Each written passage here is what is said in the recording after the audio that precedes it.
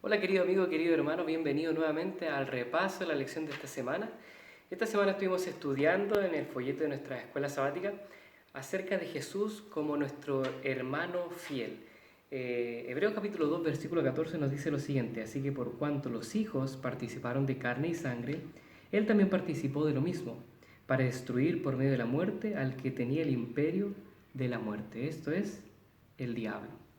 Acá la lección nos trataba de, cierto, de enseñar lo que se hacía antiguamente en el Antiguo Testamento.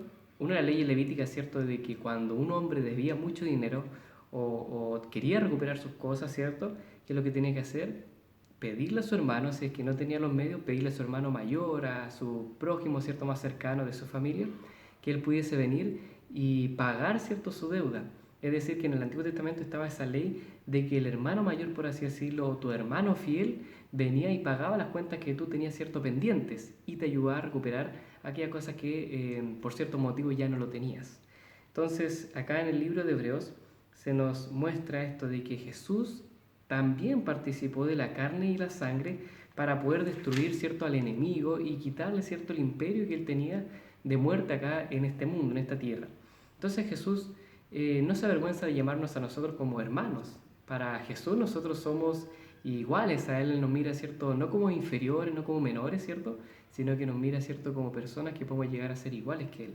¿En qué sentido? De que así como Moisés rechazó llamarse el hijo de la hija del faraón, prefirió, ¿cierto?, ser un israelita y sufrir esclavitud, desprecio, ¿cierto?, en vez de ser un hijo del faraón, alguien del palacio, del reino de Egipto, venerado. Asimismo el Señor Jesús vino a esta tierra para estar en medio de nosotros, vivir como nosotros y también compadecerse de nuestras acciones. Entonces, lo único que nos pide el Señor en respuesta a esto es que obviamente no escondamos su nombre ante las personas, sino que cada vez que nosotros tengamos la oportunidad, podamos nosotros también confesar su nombre delante de otras personas. Y si nosotros hacemos esto, el mismo Señor Jesús dice que Él también confesará, ¿cierto?, o declarará nuestro nombre delante de su Padre. Así como nosotros lo reconocemos en la tierra, Él nos reconocerá allá en el cielo delante del Padre. Y también Él nos pide que no nos avergoncemos, ¿cierto? Así como Pablo le dijo a Timoteo que no te avergüences del testimonio, de dar testimonio de Jesús, así también nosotros lo tenemos que hacer. No tener miedo, no tener vergüenza de dar testimonio de que hemos sido llamados, ¿cierto? Y hemos sido, ¿cierto?, salvados por el Señor. Y también debemos siempre confesar el nombre de Dios nuestro Padre. ¿Qué significa eso de la carne y nosotros? ¿Ya? Acá la lección trataba de explicar qué significaba, ¿cierto?, esta frase, la carne y la sangre y la carne. Bueno, pues hay diferentes pasajes, ¿cierto?, versículos donde se va mencionando, ¿cierto?, esta frase, la sangre y la carne. Por ejemplo, cuando Simón, cuando, ¿cierto?, Pedro recibe esta revelación de que Jesús era la roca, ¿cierto?, de que Él, es cierto, era el hijo de Dios. Jesús le dice: bienaventurado eres Simón, hijo de Jonás, porque no te lo ha revelado ni sangre ni carne, sino mi Padre Celestial.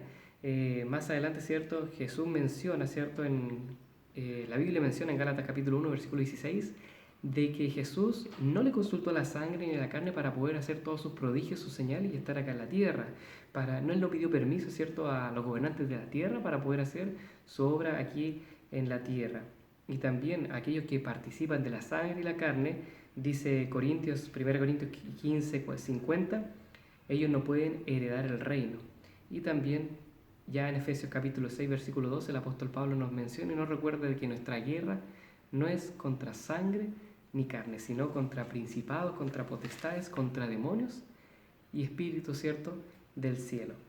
Entonces más adelante, ¿cierto?, se nos muestra cómo el Señor, ¿cierto?, nos va perfeccionando a través de también su ministerio, a través también de su vida.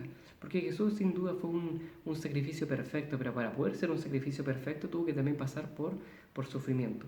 Entonces Jesús, Él sufrió para poder purificarnos de nuestros pecados, para poder alumbrar al mundo y también para poder mostrar la gloria de Dios. Todo esto, ¿cierto?, lo hizo por medio de este sufrimiento, llegó a ser un sacrificio perfecto que reflejaba la misma imagen, ¿cierto?, del Señor a las personas, al mundo. Y también Él como nuestro hermano, ¿cierto?, como quien no se avergüenza de llamarnos hermanos, ¿cierto?, Él también es como ese hermano mayor, a quien nosotros siempre queremos seguir, siempre queremos copiar y acompañar, ¿cierto?, a todos lados. Jesús debiese ser nuestro hermano mayor, nuestro modelo a seguir, que nosotros debiésemos, ¿cierto?, tratar de parecernos, tratar de seguir sus pasos. Y por eso el apóstol Pablo nos dice que tenemos que despojarnos de todo pecado, poner la vista en Jesús, el consumador de nuestra fe, y avanzar hacia adelante, pasando, ¿cierto?, todas estas penalidades, pensando también en todo lo que sufrió nuestro Señor. Y ya para terminar, Hebreos capítulo 2, versículo 13, contiene las palabras que Jesús le dio a su Padre. Cuando Él habló, ¿cierto?, de sus discípulos, Él dijo lo siguiente: he aquí, yo y los hijos que Dios me dio, ¿cierto? Patrick Garay sugiere aquí una descripción de cómo Jesús es el guardián de sus hermanos, a diferencia de quizás como en el Génesis, como Caín dijo que él no era guardián de su hermano Abel. Acá se ve el contraste. Jesús es nuestro guardián, Jesús es nuestro protector. Él es quien nos cuida, Él es quien nos defiende y sin duda, cierto, quien nos vino a rescatar. Termino con esta cita que se encuentra acá en el último día de la lección, que dice así: Cristo vino a la tierra tomando la humanidad y presentándose como representante del hombre para mostrar que en el conflicto con Satanás, el hombre, tal como Dios lo creó, unido con el Padre y con el Hijo, podía obedecer todos los requerimientos divinos.